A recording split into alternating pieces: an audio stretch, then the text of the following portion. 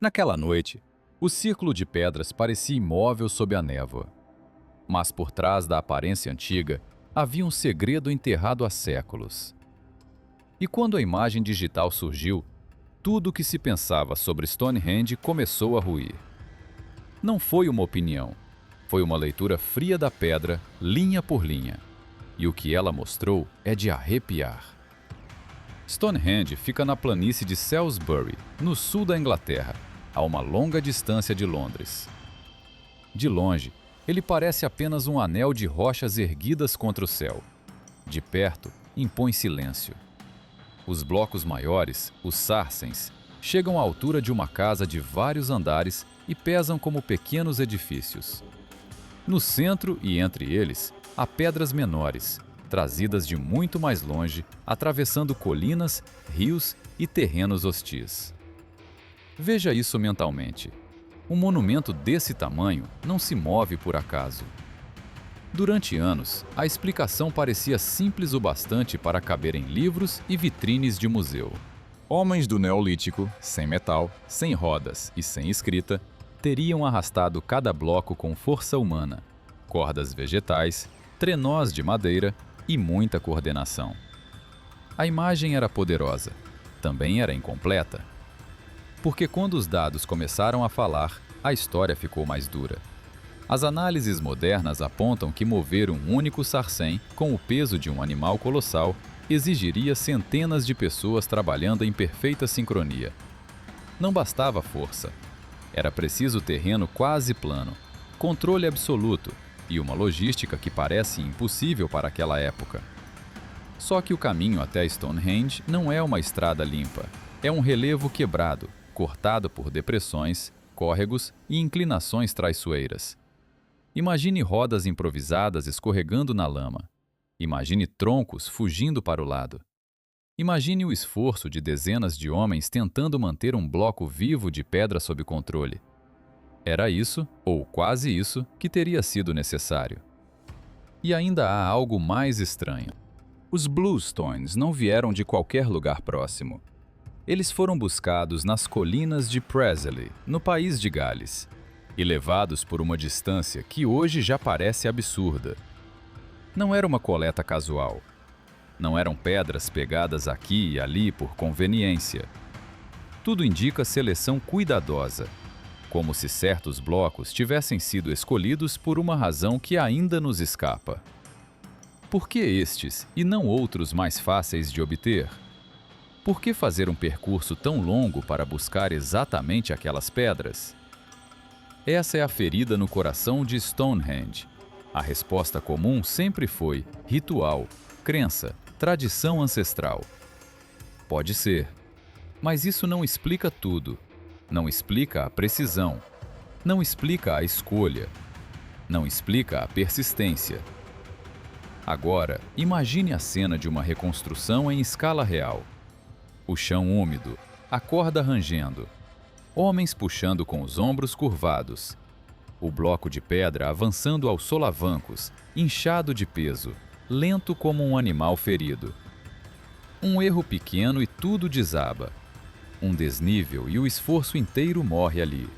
Esse tipo de imagem ajuda a entender a distância entre a teoria e a prática. E essa distância ficou maior do que muitos estavam dispostos a admitir.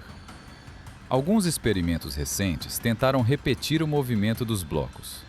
Mostraram que é possível arrastar pedras menores em trajetos curtos, sob condições muito controladas. Mas quando se tenta ampliar o processo para o tamanho real do monumento, os números deixam de obedecer. Faltam braços, faltam dias, faltam gerações. O que parecia uma façanha humana começa a parecer um problema de outra ordem. Não de fé, de escala.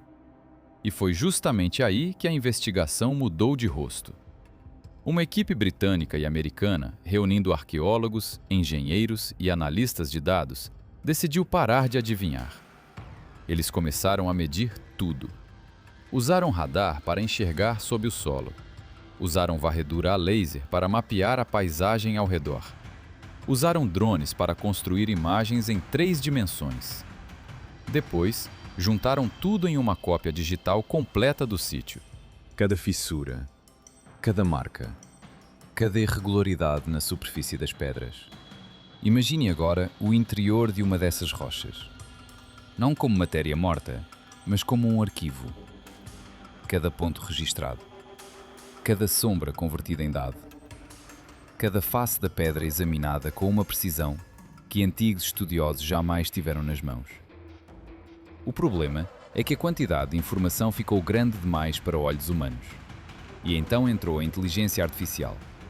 Ela não olhou para Stonehenge como um visitante olha para ruínas.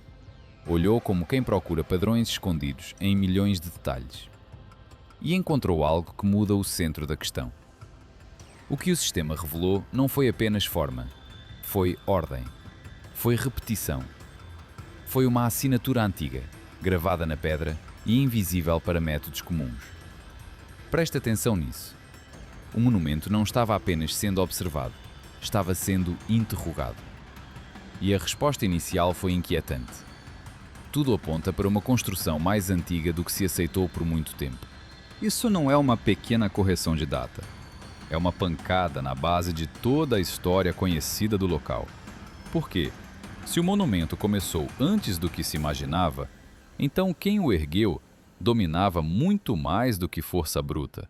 Dominava planejamento. Dominava memória. Dominava uma espécie de conhecimento prático que ainda hoje nos escapa. Mas a primeira revelação era só a porta. O verdadeiro choque veio quando os pesquisadores perceberam que a paisagem em volta também guardava sinais.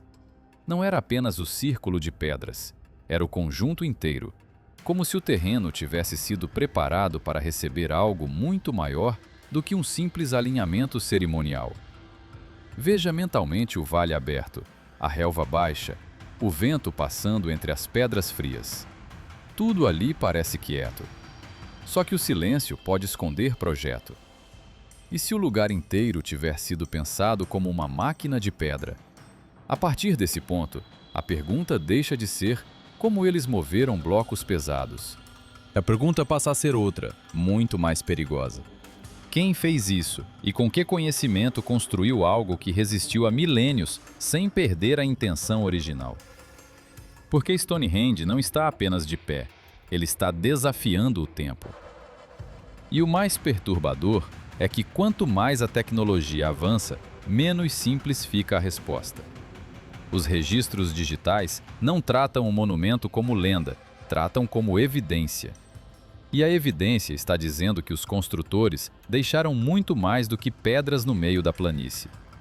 No próximo passo da investigação, o que parecia uma obra isolada começa a revelar sua verdadeira escala. E é aí que a história fica ainda mais sombria. Foi então que as redes neurais entraram em cena.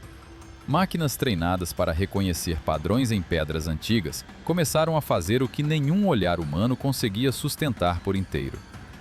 A ordem dada ao sistema era simples, quase brutal. Procure o que escapou aos homens. A primeira pista não veio de uma inscrição, nem de uma câmara escondida. Veio das marcas deixadas por ferramentas na superfície da pedra. E ali surgiu a primeira divisão clara.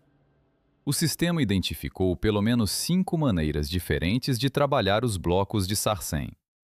Uma delas era a esperada: o tipo de lascagem e desgaste associado ao Neolítico, visto em muitos sítios pré-históricos da Grã-Bretanha e da Europa.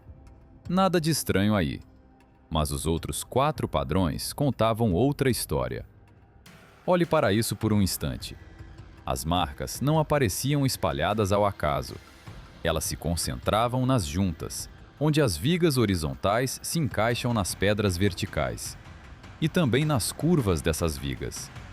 A superfície ali era demasiado uniforme, demasiado limpa. Não combinava com o rastro rude de martelo e pedra que se espera de um povo neolítico nas Ilhas Britânicas. David Nash, da Universidade de Brighton, confirmou o espanto. A uniformidade era muito maior do que qualquer desgaste natural ou simples percussão manual deveria produzir. E não foi uma impressão vaga de laboratório. A equipe comparou os perfis das superfícies com mais de 50 mil exemplos de alvenaria neolítica vindos de bases arqueológicas oficiais pela Europa. Nada bateu. Nada. Esse é o ponto que prende a respiração. Porque quando a comparação falha em massa, o problema já não está no olhar, está no método.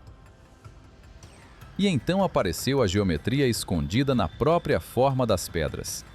As vigas do círculo superior não tinham curvas soltas, improvisadas, desleixadas. Elas repetiam o mesmo raio, uma e outra vez. Quando eram colocadas juntas, desenhavam quase um círculo perfeito. As juntas eram tão justas que nem uma lâmina caberia entre elas.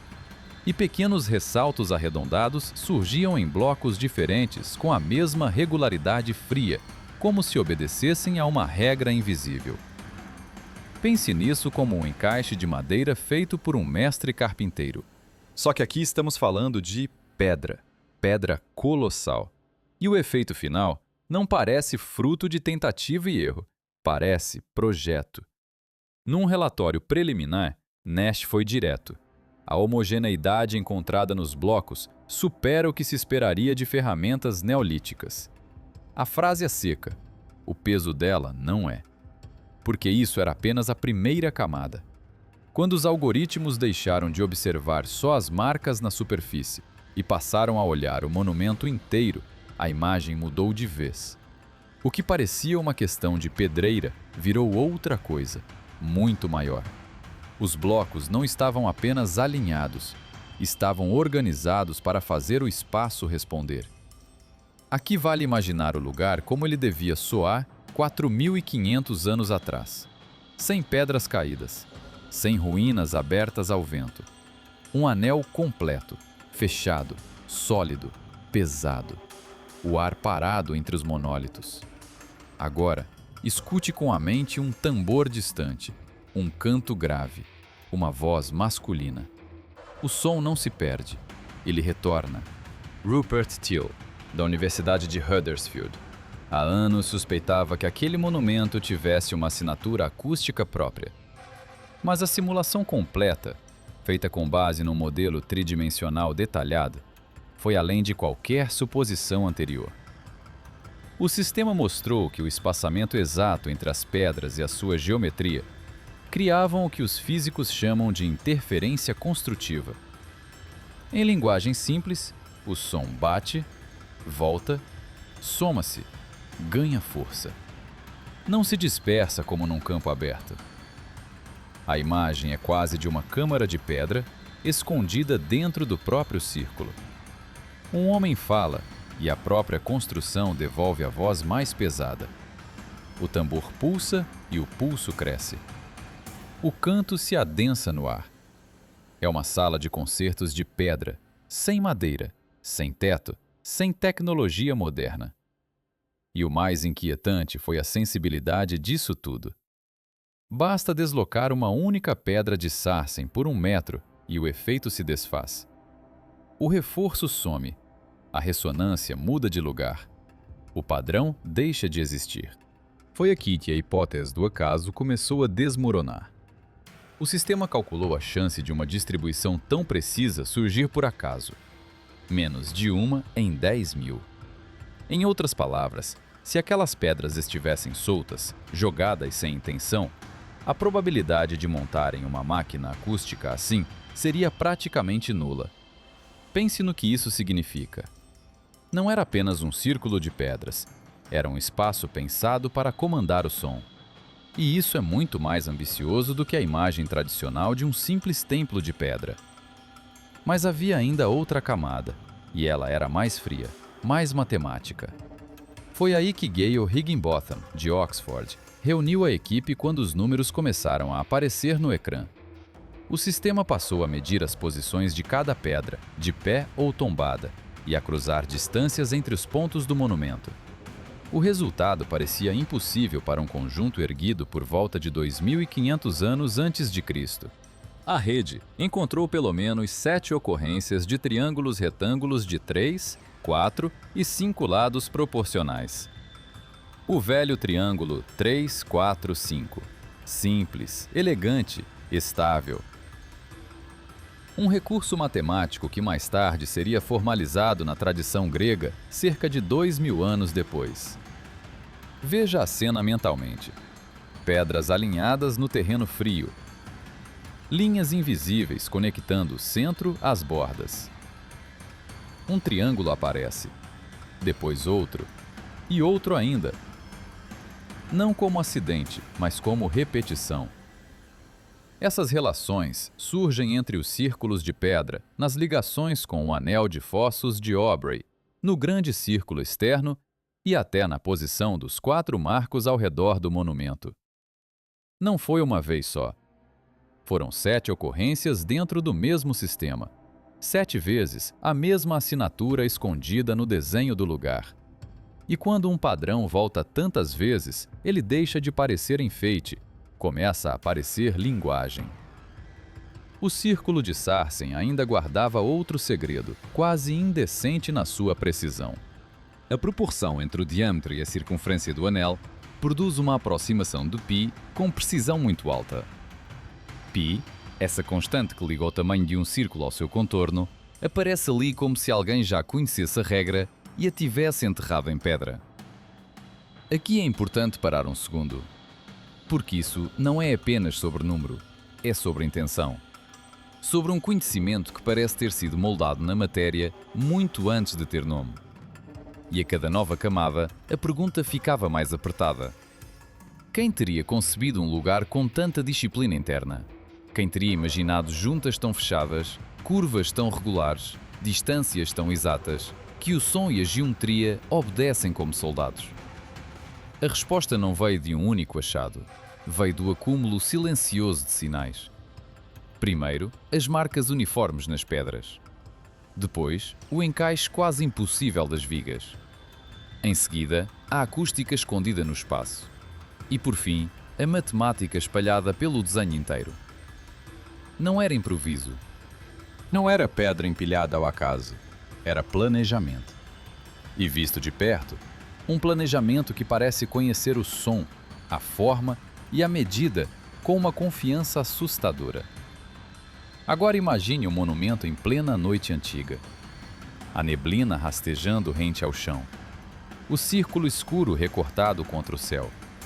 Dentro dele, uma voz grave se eleva e retorna, mais forte do que antes. Lá fora, ninguém vê o desenho matemático. Ninguém vê os triângulos invisíveis no terreno. Mas eles estão lá, escondidos entre as pedras, como ossos sob a pele. E o mais estranho é isto. Quanto mais a máquina via, menos Stonehenge parecia uma ruína. Parecia um mecanismo adormecido. Para entender o tamanho disso, vale comparar com o que outras civilizações deixaram para trás. No Egito Antigo, os cálculos apontavam para um π em torno de 3,16. Na Babilônia, usava-se algo como 3,125. Já na Grã-Bretanha Neolítica, feita de pedra bruta e mãos sem metal, a aproximação parece ter sido mais afiada do que a de impérios muito mais famosos. E isso muda tudo. Agora, imagine o céu sobre a planície de Salisbury, voltando quase 5.000 anos no tempo. A noite está limpa, o ar corta o rosto. A lua sobe devagar, enorme, fria, e as estrelas parecem pregadas no escuro. Quando os pesquisadores reconstruíram essa paisagem celeste, surgiu a camada final do enigma. Quase todo mundo conhece o alinhamento de Stonehenge com o nascer do sol no solstício de verão. Isso virou conhecimento comum há séculos, mas há algo escondido debaixo dessa familiaridade. 4 pedras de estação, dispostas como um retângulo em torno do círculo principal, marcam os extremos de um ciclo muito mais raro. O ciclo lunar de 18,6 anos. Pense no que isso exige. Não basta olhar para o céu por algumas estações. É preciso observar a Lua noite após noite, durante quase 2 décadas inteiras. É preciso anotar, comparar, voltar a anotar. É preciso perceber que o ponto mais ao norte e o mais ao sul do nascer e do pôr da Lua se deslocam lentamente no horizonte, como se obedecessem a um relógio enterrado no tempo. Ninguém acerta isso por acaso. Não com corda. Não com estaca de madeira. Não numa tentativa e erro. Foi aí que a investigação ganhou peso de verdade, porque cada descoberta vinha acompanhada de uma inquietação crescente. Os arqueólogos começaram a organizar as pedras pela ordem de construção, separando o que pertencia a fases diferentes. Eles fizeram isso por meio de marcas de ferramenta, desgaste da superfície e formas de acabamento. E, quanto mais fundo iam, mais estranho tudo se tornava. Os blocos mais antigos eram os mais bem feitos. Olhe para isso com atenção. Os primeiros círculos de Sarsen e os trilites erguidos por volta de 2500 a.C. tinham encaixes mais firmes, faces mais regulares e uma orientação astronómica mais precisa. Cada pedra parecia ter sido trabalhada por mãos seguras, quase obsessivas. Era como se o monumento tivesse sido começado no auge de um saber e continuado depois por pessoas que já não o dominavam por completo. A sensação é inquietante. Essas pedras guardavam mais do que peso e silêncio. Elas sugeriam conhecimento de proporções geométricas, de efeitos acústicos, de alinhamentos celestes e até de um pi muito próximo do real. Não eram blocos colocados ao acaso, eram parte de um sistema. E esse sistema parece ter pertencido aos construtores originais. Depois veio a queda de qualidade. Ao longo dos 1500 anos seguintes, até perto de 1000 a.C., surgem alterações e acréscimos. Mas o padrão muda. As formas ficam mais grosseiras. As junções perdem firmeza. Os elementos já não parecem se encaixar com a mesma autoridade. Há um desvio, como se a mão tivesse herdado o gesto, mas não o entendimento. Veja a imagem. Um artesão diante de uma pedra enorme, tentando repetir algo antigo sem saber exatamente porquê. O cinzel bate, o pó sobe, o som seco ecoa no círculo vazio. E ainda assim, o resultado já não tem a mesma precisão. Isso contraria uma das ideias mais básicas da arqueologia. Em qualquer tradição construtiva conhecida, a habilidade tende a crescer com o tempo. Os egípcios foram refinando suas pirâmides. Os gregos foram tornando seus templos mais elegantes e exatos. Os romanos foram ampliando pontes, estradas e anfiteatros com uma confiança cada vez maior. Em toda cultura documentada, a curva sobe. Aprende-se, corrige-se, aperfeiçoa-se. Aqui, a curva desce. E esse detalhe é devastador. Porque o problema já não é apenas Stonehenge. Se o nível mais alto de execução aparece no começo e o que vem depois é apenas manutenção imperfeita, então algo muito mais desconfortável entra em cena. Os primeiros construtores não estavam descobrindo conhecimento novo. Estavam usando um saber já pronto. E de algum modo, esse saber não foi transmitido por inteiro. Foi perdido. Repare no peso dessa ideia. Não estamos falando de um erro pequeno. Estamos falando de uma sociedade que, em algum ponto, parece ter sabido fazer mais do que as gerações seguintes conseguiram repetir. Isso inverte a história inteira que costumamos contar sobre progresso.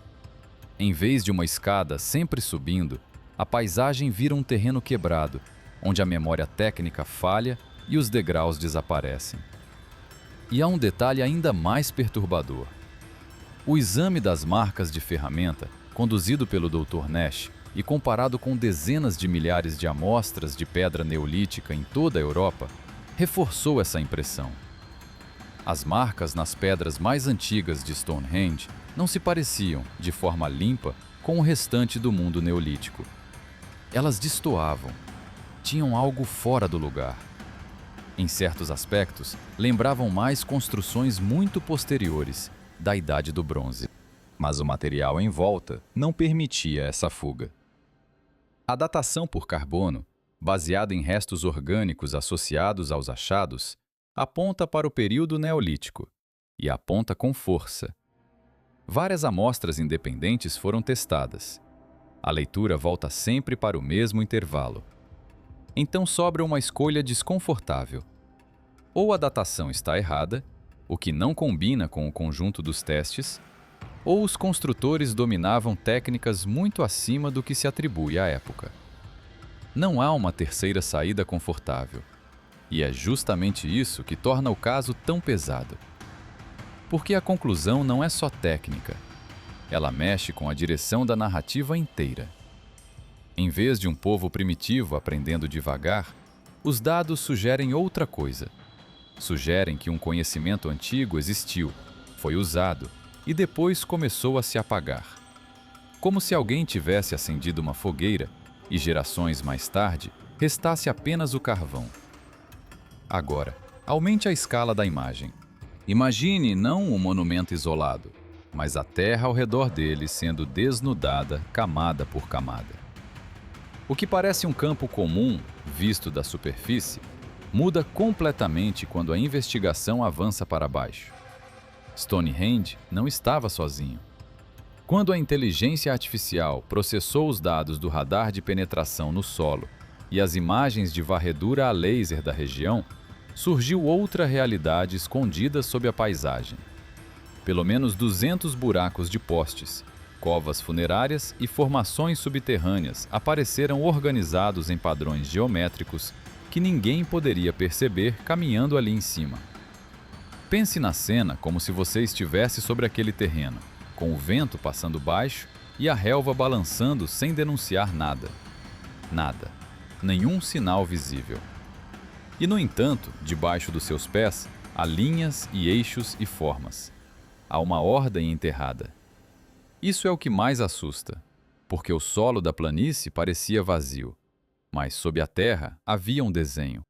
O monumento visível é só o centro mais óbvio de uma paisagem cerimonial muito maior. Ela se estende por quilômetros. Olhe para o terreno com atenção. Você começa a perceber que ele foi moldado. Em algumas cristas e vales, o solo não parece ter nascido assim. Há marcas claras de movimentação em grande escala, como se a própria terra tivesse sido empurrada, aberta e reorganizada com intenção. Não foi um acidente da natureza, foi trabalho. E esse trabalho parece ter sido feito para conduzir o som. Certas formas do relevo funcionam como corredores invisíveis, levando a vibração até o círculo de pedra. Lá, as pedras de Sarsen fariam o resto. Elas devolvem, reforçam, seguram o eco. O lugar inteiro age como um único instrumento. Não é um anel isolado no meio de um campo. É uma máquina acústica espalhada pela paisagem. Pense nisso por um instante.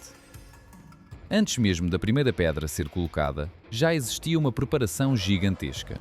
Estimam-se centenas de milhares de metros cúbicos de terra movidos por milhares de pessoas, durante décadas, com picaretas de chifre e cestos de vime.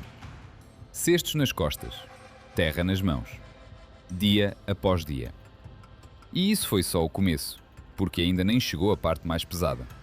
Primeiro veio o desenho do terreno, depois a instalação do monumento. O que costuma ser imaginado como um círculo de pedras solitário, na verdade repousa sobre uma base construída com paciência brutal. A escala é tão grande que quase parece pertencer a outro mundo. Quase. Até hoje, mais de um século de pesquisa conseguiu escavar por completo apenas uma pequena fração de Stonehenge. Algo em torno de 5%. O restante continua enterrado. E isso não é um detalhe menor. Significa que o que já se sabe é só uma borda estreita de uma estrutura muito maior. A imagem é esta. Acima, as pedras. Abaixo, câmaras subterrâneas e estruturas soterradas aguardando em silêncio. Algumas já foram detectadas por sistemas de varredura, mas continuam intocadas. E aqui a história entra numa zona delicada. Uma zona que poucos pesquisadores comentam sem medir cada palavra. Stonehenge é protegido como patrimônio mundial. Também está sob administração rigorosa. Cada escavação precisa passar por autorizações, revisões e regras pensadas para evitar danos irreversíveis. E essas regras existem por um motivo simples. Um lugar com 4.500 anos não pode ser tratado como se fosse um terreno qualquer.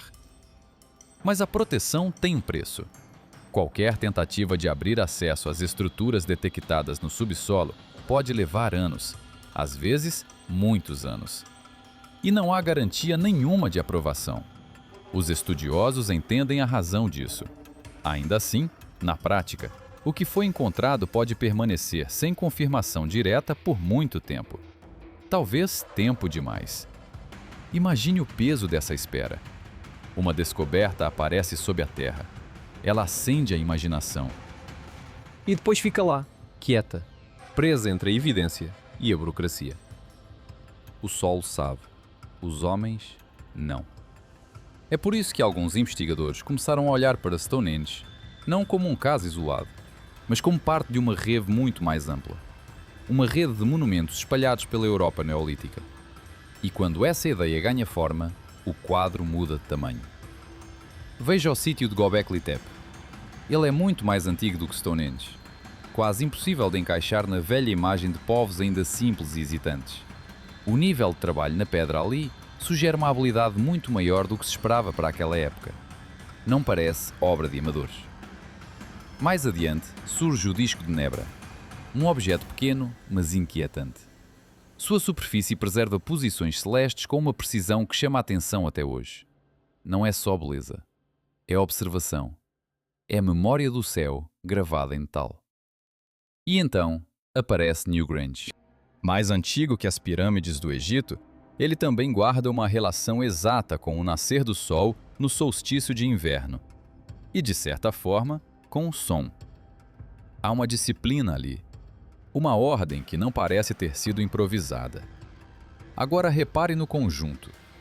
Um lugar orientado ao sol. Outro ao céu. Outro ao som. Outro à pedra.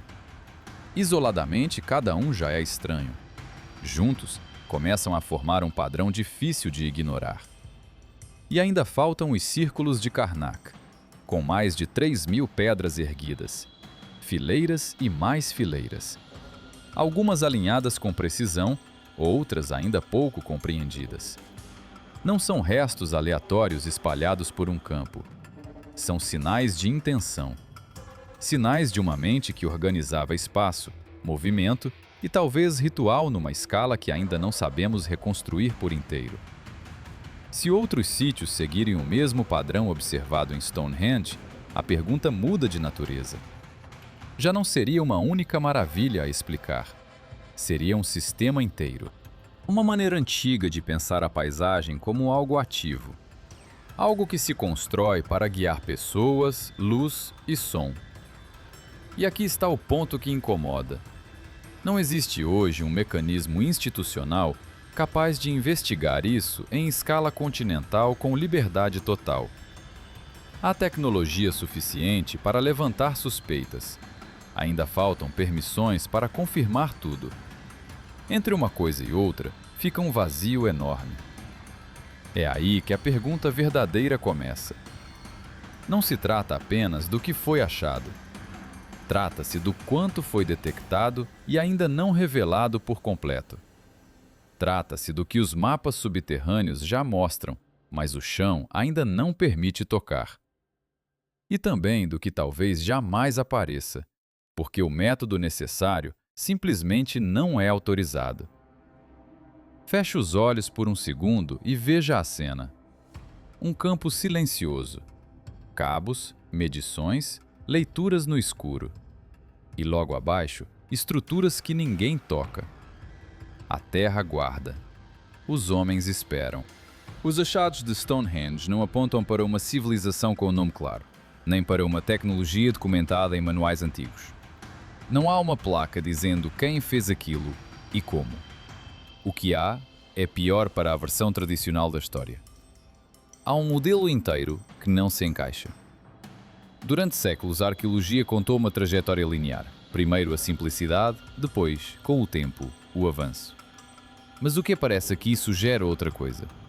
Sugere que no início de certas obras, o nível de execução já era altíssimo. Isso muda tudo. Se isso estiver certo, então os primeiros construtores não foram pioneiros descobrindo o básico.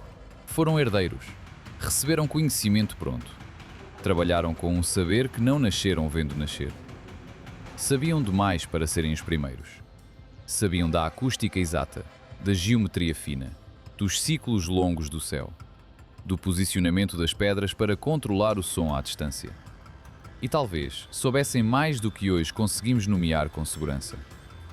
Depois, algo aconteceu. Ao longo de cerca de 1500 anos, cada geração parece ter feito pior do que a anterior.